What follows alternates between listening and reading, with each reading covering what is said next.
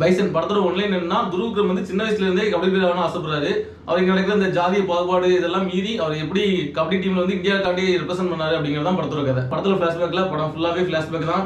இவர் கரண்ட்ல வந்து விளையாடும்போது லைட்டா உட்கார்றாரு. உட்கார டைம்ல அவர் பிளாஷ்பேக் எடுத்து படம் ஃபுல்லா பிளாஷ்பேக் தான். ஃபிராங்கா சொல்லணும்னா இந்த சுபாஷ் பண்டியா வசூதி பாண்டியா 2 பேர் இருப்பாங்களா, அவங்களை ரெசம்பிள் பண்ணி ஃபுல் படமே மேக்ஸிமம் வந்திருக்கும். படத்துல வந்து துருவ் வந்து பேசவாரா மாட்டாரா அப்படின்னு எதிர்பார்க்குற அளவுக்கு இருக்கும். ஏன்னா அவர் பேச டயலாகே ரொம்ப கம்மி. அதுல அனுபவம் வந்து துருவோட லவர் வராங்க.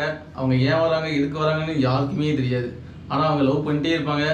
பதிலுக்கு துருவ் லவ் பண்ணாரா கேட்டோம்னா அதுவுமே தெரியாது. ஃபுல்லா சஸ்பென்ஸ்லாம் கிடையாது. அவர் என்ன பண்ணாரு நமக்கே தெரியல. கர்ணன் பரியன் பெருமாள் அந்த படத்தெல்லாம் பார்த்தோம்னா அந்த கதைக்கு வந்து அந்த கேரக்டர்ஸ்லாம் தேவைப்பட்டுச்சு. அதை பார்க்கும்போது நமக்கே ஒரு இம்பாக்ட் இருந்துச்சு. படம்லாம் அப்படி என்ன சொல்ல ஜம்முன்னு இருந்துச்சு.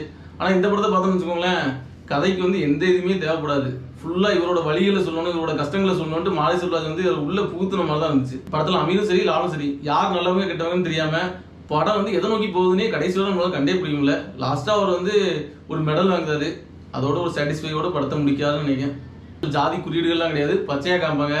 இந்த பச்சை சிவப்பு கயிறு கட்டுறவங்க, மஞ்சள் கயிறு கட்டுறவங்க, அந்த ஊதா கயிறு கட்டுறவங்க, எல்லா கயிறு கட்டுற ஸ்கூல் கட்டிட்டு போவானுங்க எல்லாம். நான் வந்து இந்த ஜாதி அப்படின்ட்டு அதை ஃபுல்லா பச்சையா காமிப்பாங்க. வேற நம்ம தேச தலைவர்னு சொல்லி கொண்டாடிட்டு இருக்கோம் தெரியுமா. ஆனா வந்து என்ன ஜாதி தலைவர்னு சொல்லி தேச தலைவர்னு சொல்லி மாத்திக்கிட்டு குழப்பிக்கிட்டு இருக்கோம்ல.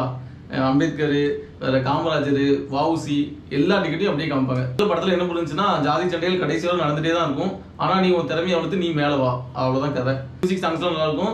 ரஜிஷா விஜயன் வந்து அந்த கர்ணன் படத்துல ஹீரோயினா பார்த்துட்டு இதுல பார்க்கும்போது உன்னையா இப்படி ஆக்கிட்டாங்க அப்படி மாதிரி ஒரு ஃபீல் பண்ண தோணுச்சு. மொத்தத்துல படம் அப்படின்னா இந்த கர்ணன் பரியன் பெருமாள்லாம் பார்த்துட்டு இந்த படத்தை பார்த்தோம்னா டிசப்பாயின்மெண்ட் தான். ஆனா இந்த வாழை இந்த மாதிரி படத்தை பார்த்துட்டு பார்க்கும்போது ஓகே அப்படிங்கிற மாதிரி தோணும். நம்மளோட ரேட்டிங் 2.75 out of 5.